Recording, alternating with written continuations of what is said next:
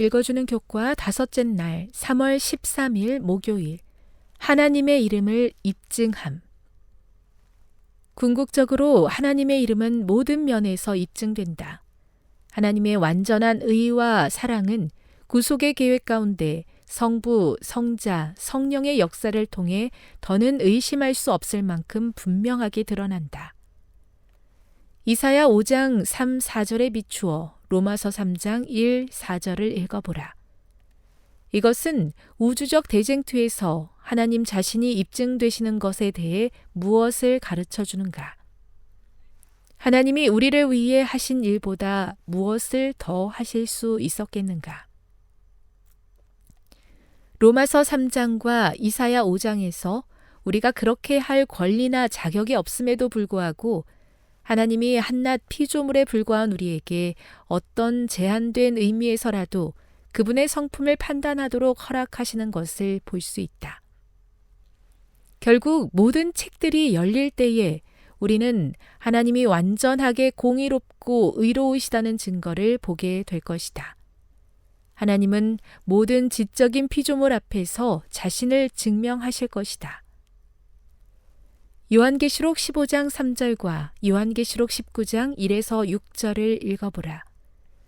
이 구절은 결국에 하나님의 이름이 입증될 것에 대해 무엇을 가르치고 있는가?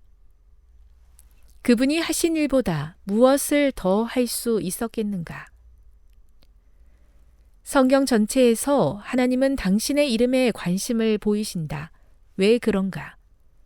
우리는 싫어하거나 신뢰하지 않는 인격을 가진 사람과 깊은 사랑의 관계를 가질 수 없기 때문이다.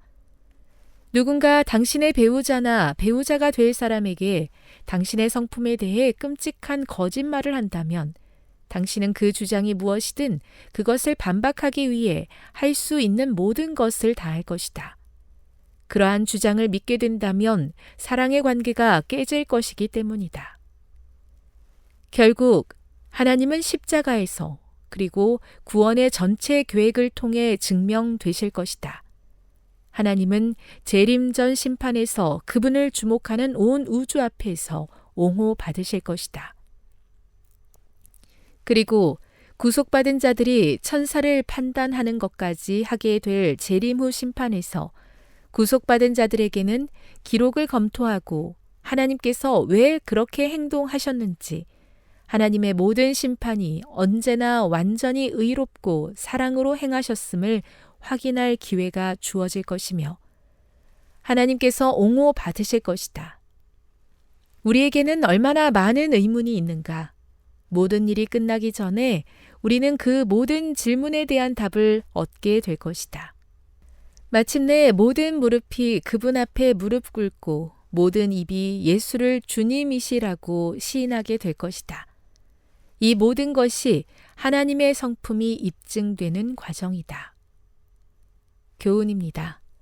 심판 때에 구속받은 자들은 하나님의 행사와 심판이 언제나 완전히 의롭고 사랑으로 행하셨음을 확인할 것이며 그분에 대한 모든 질문의 답을 얻을 것이다.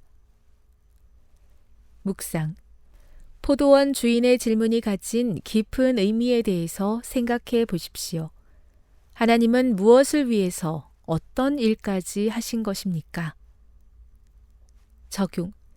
자녀를 위해서 어떤 일도 감당하는 부모보다 더 큰 사랑이 나에게 주어진 사실을 깊이 생각해 보십시오.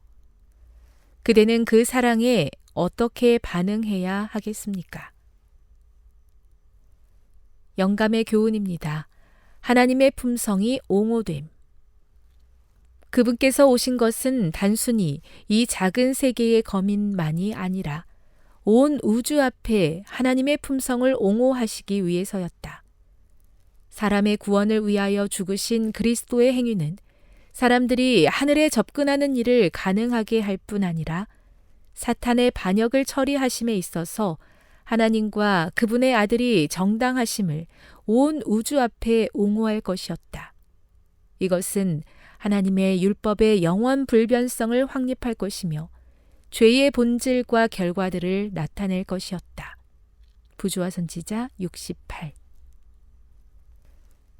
저는 주님의 귀한 봉사를 보지 못하고 다른 것을 보다가 낙심하거나 실패하기도 합니다.